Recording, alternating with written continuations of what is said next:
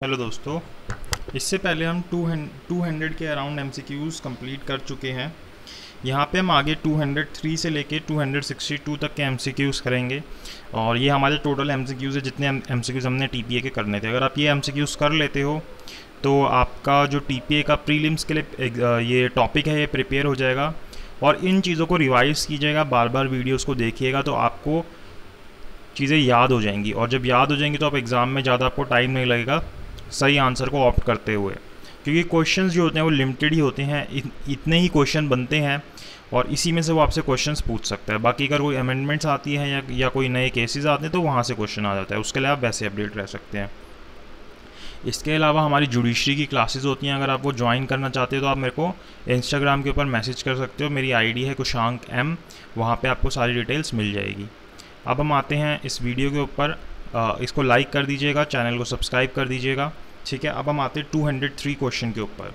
ये क्वेश्चन क्या बोलता है कि legal subrogation occur in following veg, ठीक है। इसने कुछ तरीके दिए कि किस तरीके से लीगल सब्रोगेशन हो सकती है। तो लीगल सब्रोगेशन अगर हम देखें तो 203 जो क्वेश्चन है इसके अंदर हमारा क्या क्या ऑप्शन है।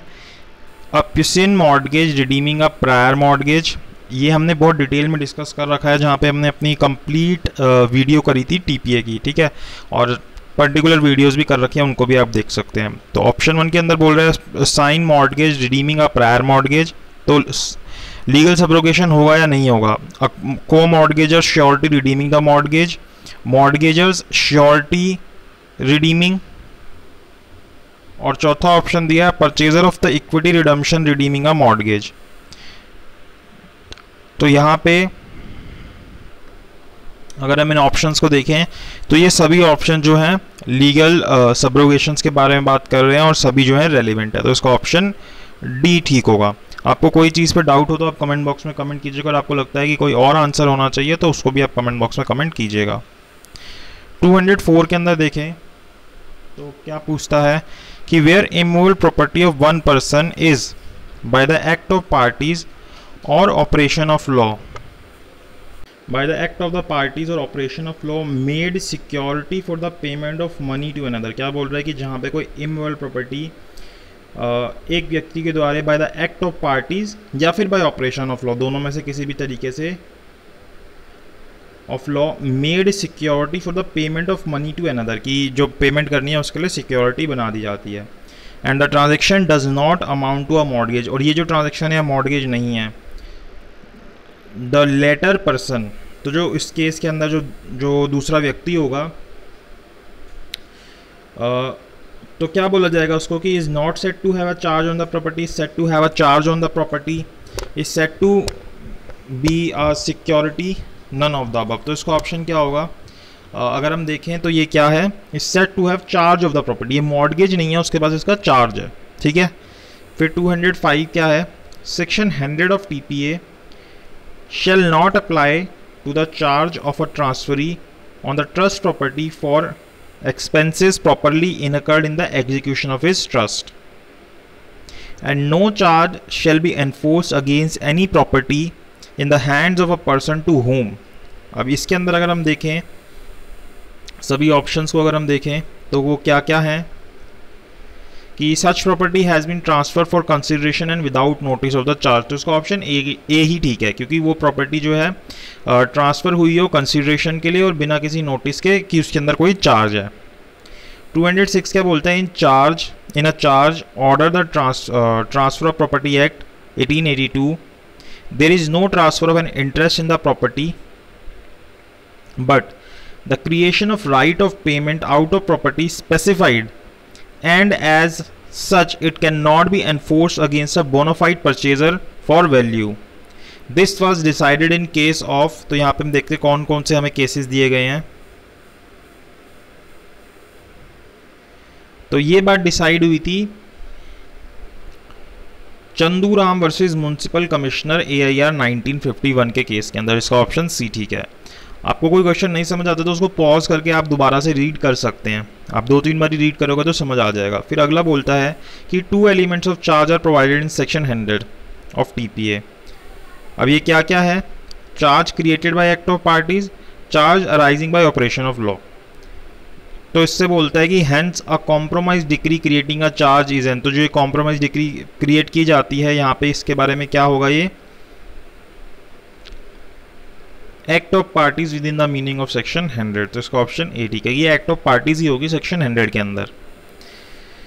फिर पूछता है within the meaning of section 100 of the TPA a charge, कि अगर हम सेक्शन 100 को पढ़ें टीपीए के, उसके अंदर चार्ज के बारे में बोल रहा है कि चार्ज जो है does not require to be attested and proves in the same way as a mortgage, तो उसका ऑप्शन सी ठीक है, क्योंकि उसको अटेस्ट कराने की जरूरत नहीं है और आपको सेम वे के अंदर प्रूव करने की जरूरत नहीं है जैसे मॉर्गेज को करते हो। फिर पूछता है कि security within the meaning of section 101 of TPA may be extinguish by a merger, ठीक है, क्या कह रहा है कि may be extinguish by a merger, merger से वो एक्सटिंग्विश हो सकती है। तो अगर यहाँ पे आप सभी ऑप्शंस को रीड करोगे तो इसका ऑप्शन सी ठीक है, by the merger of lower in a higher security and by the merger of lesser estate in greater estate. फिर 210 के अंदर पूछता है the high court may make rules under TPA but such rules, की जो high court है वो rules बना सकता है, लेकिन वो जो रूल्स हैं वो कैसे होने चाहिए, prevails over the general term of the code of civil procedure 1908, तो इसका ए ऑप्शन ठीक है। फिर पूछा है lease under section 105 of TPA pertains to, lease के बारे में पूछ रहा है हमसे यहाँ पे, pertains to a lease of immovable property, movable property, both immovable movable property, does not pertain to any particular property, तो यहाँ पे वो इमूवेबल प्रॉपर्टी के लिए होती है, तो ऑप्शन ए ठीक है, लीज ऑफ इमूवेबल प्रॉपर्टी। फिर पूछ रहा है विच of the following statement is true to definitions under section 105 of the TPA, तो इनमें से कौन कौन सी बात ठीक है सेक्शन 105 के हिसाब से, लीज वाले सेक्शन के हिसाब से। तो अगर आप इन सभी ऑप्शंस को पढ़ोगे तो यहाँ पे हमें ऑप्शन ए जो है वो ठीक मिलता है, price of lease is called the premium and the money share service are called rent. The provisions of section 106 of TPA were substituted by the TPA Act 2002. The provision came into force with effect from, तो इसका जो provision था ये कौन सी date से effect के अंदर आया था, इन्फोर्समेंट कब से हुई थी, याद रखिएगा इस चीज़ को, ये पूछा जाता है कई बारी, 31 दिसंबर 2002, कौन सी डेट है, 31 दिसंबर 2002, ऑप्शन ए ठीक है। फिर पूछा था amendment of the TPA in the year 2002 amended, इस ये जो टीपीए का सेक्शन जो 2002 में अमेंडमेंट आई थी, इसने कौन से सेक्शन को अमेंड किया था, जो कि अभी हमने देखा सेक्शन 106 को अमेंड किया था, तो इसका ऑप्शन बी ठीक है। The provisions of section 106 of TPA as amended in the year 2002 shall apply to, तो ये किसके ऊपर ये प्रोविजंस जो है अप्लाई हो गए, अगर आप सभी ऑप्शंस को सही से पढ़ते हो तो यहाँ पे all notice in pursuance of which any suit और proceeding is pending at the commencement of the amendment act of 2002, तो इस पे एप्लीकेबल है। All notice which have been issued before the commencement of amendment act but where no suit और proceeding has been filed before such commencement, इस पे भी applicable है, तो इसका ऑप्शन सी ठीक है, both A and B are correct. फिर पूछा है according to the amendment of TPA act 2002 the period within the principle of section 106 of the act shall commence from, तो यहाँ पे जो पीरियड है ये कब से कमेंस होगा इस अमेंडमेंट के बाद से, सभी ऑप्शंस को पढ़ोगे तो जब आपको नोटिस रिसीव होता है उस डेट से, तो इसका ऑप्शन ए ठीक है, date of receipt of notice. फिर पूछ रहा है कि a lease of immovable property from year to year और for any term exceeding 1 year और reserving a yearly rent can be made only by, जो आप साल टू साल वाली जो लीज बनाते हो सिर्फ किसी तरीके से बनाई जा सकती है, बाय रजिस्टर इंस्ट्रूमेंट ही बनाई जा सकती है, इसका ऑप्शन सी ठीक है। जब हम रजिस्ट्रेशन एक्ट का सेक्शन 17 पढ़ते हैं वहां पे भी हमें ये बात मिलती है। Within the meaning of section 108 of TPA both the lessor and lessee possess the right along with liability, तो उनको जो राइट्स होते हैं उसके साथ लाइबिलिटीज भी मिल जाती है, तो क्या ये स्टेटमेंट ठीक है या गलत है, तो ये स्टेटमेंट पूरी तरीके से ठीक है, तो इसका ऑप्शन ए ठीक है। लीज ऑफ इमूवेबल प्रॉपर्टी, जो लीज होती है इमूवेबल प्रॉपर्टी की, कैन बी डिटरमाइंड, तो इसका ऑप्शन ए ठीक है।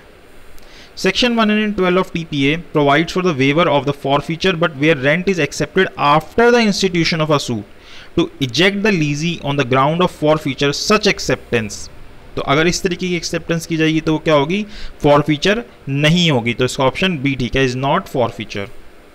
फिर पूछा notice under section 111 of TPA can be waived. तो कब ये जो नोटिस इशू होता है इसको वेव किया जा सकता है? By express or implied consent of the person to whom it is given. तो ऑप्शन ए ठीक है। Section 114 of TPA affords protection to the tenant against forfeiture while the tenant enjoys the immunity from eviction for default in the payment of rent. The landlord gets the corresponding benefit of recovery even of such areas as are not legally recoverable. Such an equitable provisions as is engrafted shall govern only to such extent which आगे आ गए।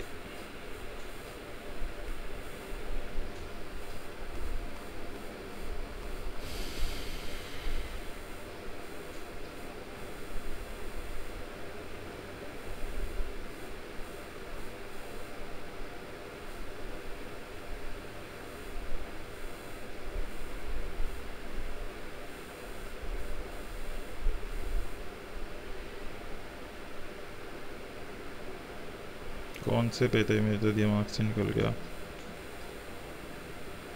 चलो यहाँ से start करते हैं। 222 पे थे मेरे ख्याल से। दोबारा पढ़ते हैं 222 को, यही था शायद से। Section 114 of TPA affords protection to the tenant against forfeiture while the tenant enjoys the immunity from eviction for default in the payment of rent. The landlord gets the corresponding benefit of recovery even of such areas as are not legally recoverable. Such an equitable provision as is engrafted shall govern only to such extent which does not run counter to any specific statutory provisions. ये बात कौन से case के अंदर हुई थी? अगर आप इसके सभी सेक्शंस को देखोगे, सभी ऑप्शंस को देखोगे सही से, तो ये जो चीज़ है, और आप क्वेश्चन को एक बार दोबारा रीड कीजिएगा अगर आपको समझ ना आया हो, तो ये जो बात है ये हमें कौन से केस के अंदर बोली थी? श्याम भगवान दुबे वर्सेस शेख निज़ाम के केस में। तो इसका ऑप्शन ए ठीक है। Within the meaning of section 114 of the TPA where a lease of immovable property has determined by forfeiture for a breach of an express condition which provided that on breach thereof the leaser may re-enter no suit for ejectment shall lie, कि ये कब तक होगा उसके बारे में पूछ रहा है। तो इसका ऑप्शन ए ठीक है। unless and until the leaser has served on the leasee a notice in writing। फिर surrender under section 115 of TPA being a voluntary act, the principle applies that the leasee cannot derogate from his own grant and by surrender to the leaser destroy the rights that he has created in the sub-leasee. The surrender therefore operate as a grant of subject to, तो यहाँ पे ये grant की तरह treat होगा subject to, किस चीज़ के subject में, किस चीज़ को ध्यान रखते हुए? राइट ऑफ लीजर के सब्जेक्ट में। नहीं, राइट ऑफ लीजर नहीं होगा, राइट ऑफ सब लीजी होगा। तो इसका ऑप्शन सी ठीक है। फिर the expression holding over under the TPA is used in the sense of retaining possession. A distinction is made between tenant continuing in possession after the determination of the lease without the consent of the landlord and a tenant doing so with the landlord's consent. तो यहाँ पे अगर हम सभी अपने options को पढ़ें तो जो फॉर्मर है उसको हम क्या बोलेंगे? Tenant by sufferance, and the latter case tenant is called tenant holding over a tenant at will. तो इसका ऑप्शन ए ठीक है। फिर पूछता है the lease for agriculture purpose are exempted from chapter 5 of TPA because. तो अगर हम इसके सभी ऑप्शंस को पढ़ें तो यहाँ पे क्या है? Right of parties are regulated by usage which have to be great extent been embodied in local act. तो इसका ऑप्शन ए ठीक है। फिर within the meaning of section 118 of TPA when two or more person mutually transfers the ownership of one thing for ownership of another, neither thing or both things being money only, the transaction is called। तो ये हम इस transaction को क्या बोलेंगे? इस transaction को हम एक्सचेंज बोलेंगे। तो इसका ऑप्शन बी ठीक है। फिर आता है if any party to an exchange or any person claiming through or under such parties by reason of any defect in the title of the other party deprive of thing or any part of the thing received by him in exchange of then। तो ऐसे में क्या होगा? अगर कोई उससे right से deprive होता है तो ऐसे में such other party is liable to him or any person claiming through the claiming through or under him for loss caused thereby, तो इसका ऑप्शन ए ठीक है। फिर within the meaning of section 120 of PPA the parties to an exchange each have the right and liabilities of seller of the thing given and the buyer of the thing taken whereas, तो इसके अंदर अगर हम सभी options को पढ़ें तो यहाँ पे ऑप्शन ए ठीक होगा। The provisions of section 55 applies to an exchange of land. फिर on an exchange of money each party thereby warrants the genuineness of the money given by him. This provision is dealt in section 121 of TPA. The property subject matter of the section 122 of TPA includes movable, immovable both या land only। तो यहाँ पे both immovable and movable property include हो जाएगी, तो option C ठीक है।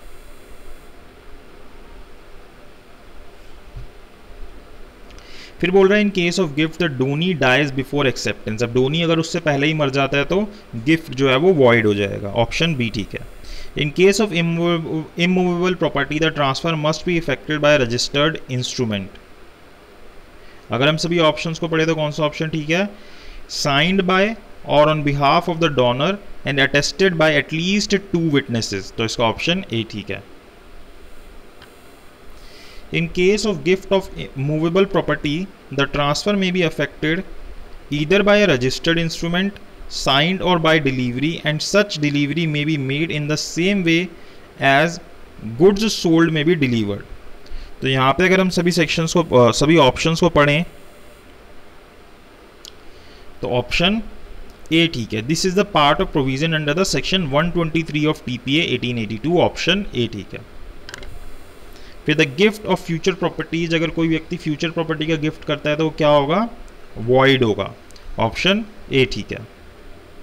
A gift to 2 or more donees of whom one does not accept it is, तो जहाँ पे इस तरीके से किया जाएगा वहाँ पे वो जो गिफ्ट है वो क्या हो जाएगा? वॉइड हो जाएगा as to the interest which he would have taken had he accepted, ठीक है, तो ऑप्शन ए ठीक है।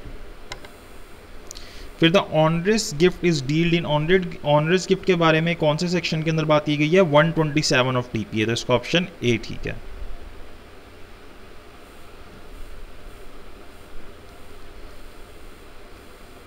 पूछ रहा है where a gift consists of donor's whole property the donee is personally liable for all the debts due by and the liabilities of the donor at the time of the gift to the extent of the property comprised therein. तो यहाँ पे अगर हम सभी options को ठीक से पढ़ें तो हमें ऑप्शन ए ठीक मिलता है। क्यों? क्योंकि this is the provision under section 128 of TPA। The chapter that deals with gift under the TPA act, जो चैप्टर डील करता है गिफ्ट के साथ, do not apply to Mohammedan gifts, तो मोहम्मदन गिफ्ट जो होते हैं उनके ऊपर अप्लाई नहीं होता, तो इसका ऑप्शन बी ठीक है। फिर the transfer of an actionable claim, ये एक्शनेबल क्लेम होगा, गर्ल्स पेन लिख दी, whether with or without consideration shall be effected only by the execution of an instrument in writing signed by the transferor or is duly authorise agent, shall be complete and effectual upon the execution of such instrument and all the rights and remedies shall be vested upon the transferee। तो ये कौन से provisions की बात हो रही है यहाँ पे? तो ये बात कौन से प्रोविजंस में लिखी है? प्रोविजन या सेक्शन बोलो, सेक्शन 130 ऑफ TPA में लिखी है, ऑप्शन ए ठीक है। Every notice of transfer of an actionable claim shall be in writing, signed by the transferor or his agent, or in case the transferor refuses to sign, by the transferee or his agent, and shall state the name and address of the transferee। अब ये कौन से section में बात दी गई है? अगर हम इन सभी सेक्शंस को देखें तो ये हमें सेक्शन 130A के अंदर दिया गया है, इसका ऑप्शन ए ठीक है। The transferee of an actionable claim shall take it subject to all the liabilities and equities and to which the transferor is subject in respect thereof at the date of transfer, तो option A ठीक है। फिर where the transfer of the debt warrants the solvency of the debtor, the warranty applies only to his solvency at the time of transfer and is limited where the transfer is made for consideration to the amount of value of such consideration. This is the provision under, ये बात कौन से section के अंदर दी गई है हमें, section 133 of TPA में दी गई है, ऑप्शन ए ठीक है।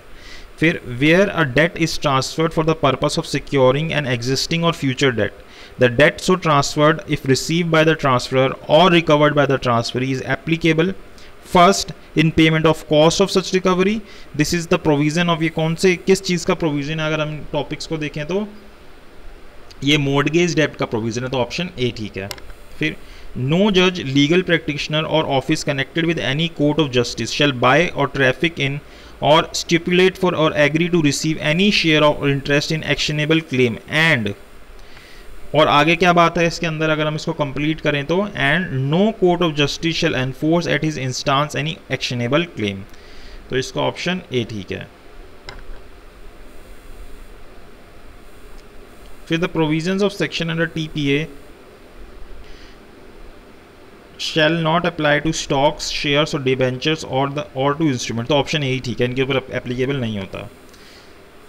The transfer of property act defines the phrase attached to earth but give no definition of immovable property beyond excluding standing, similar, growing crops and grass.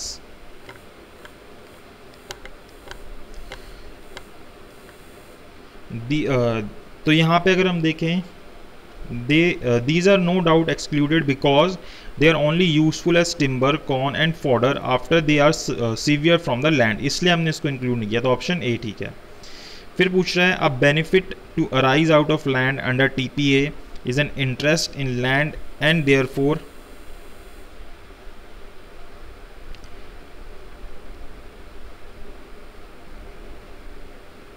इसका ऑप्शन क्या ठीक होगा, इमूवेबल प्रॉपर्टी। फिर as a policy the position is the, अगर हम policy के हिसाब से देखें तो पोजीशन क्या है, 9 पॉइंट ओनरशिप है। उसके बाद doctrine of part performance for sale of immovable property is envisaged under which section of transfer of property, कौन से सेक्शन के अंदर दिया डॉक्ट्राइन ऑफ पार्ट परफॉर्मेंस, अगर हम देखें तो सेक्शन 53A के अंदर दिया गया, तो उसका ऑप्शन बी ठीक है। Under TPA 1882, when can an unborn person got vested interest in the property given to him, कब उसको vested interest मिल जाता है एक प्रॉपर्टी के अंदर, upon his marriage, on attaining the age of majority, upon his birth, तो अब उसके बर्थ के ऊपर उसको ये मिल जाता है, तो उसका ऑप्शन सी ठीक है। Improvements to mortgage properties provided in which of the following sections, अगर हम इम्प्रूवमेंट्स की बात करें तो हमें कौन से सेक्शंस के अंदर दी गई है, वो सेक्शन 63A के अंदर दी गई है, तो ऑप्शन सी ठीक है। विच ऑफ द फॉलोइंग प्रॉपर्टी में बी ट्रांसफर अंडर टीपीए, तो कौन सी प्रॉपर्टी को आप ट्रांसफर कर सकते हो टीपी के अंदर, property which has not been prohibited by law of TPA, तो ऑप्शन डी ठीक है। Transfer of property to an unborn person in is provided under which section of TPA, तो ये सेक्शन 13 के अंदर दी गई है, तो ऑप्शन ई ठीक है इसका, ये ABCD लिखना था इसने ई लिख दिया, ठीक है। उसके बाद under section 54 of TPA sale is transfer of, अगर हम देखें तो सेल जो है किस चीज़ का ट्रांसफर है, ऑनरशिप का, तो ऑप्शन बी ठीक है। फिर section 37 of TPA which deals with the right to proceeds for revenue compensation is based on, तो ये कौन से डॉक्ट्राइन के ऊपर बेस्ड है, डॉक्ट्राइन ऑफ कॉन्ट्रीब्यूशन के ऊपर बेस्ड है, तो इसका ऑप्शन डी ठीक है। फिर the amendment of transfer of property act in the year 2002 amended the provisions of, ये हम पहले भी देख चुके हैं कौन से प्रोविजन को अमेंड किया था, सेक्शन 106 को किया था, ऑप्शन सी ठीक है। Under transfer of property act which one of the following is not correctly matched, अगर हम इनको देखें तो transfer by ostensible owner section 41 ठीक है, फ्रॉडलेंट ट्रांसफर सेक्शन 53 ठीक है, डॉक्ट्राइन ऑफ लिस्पेंडेस सेक्शन 52 ठीक है, और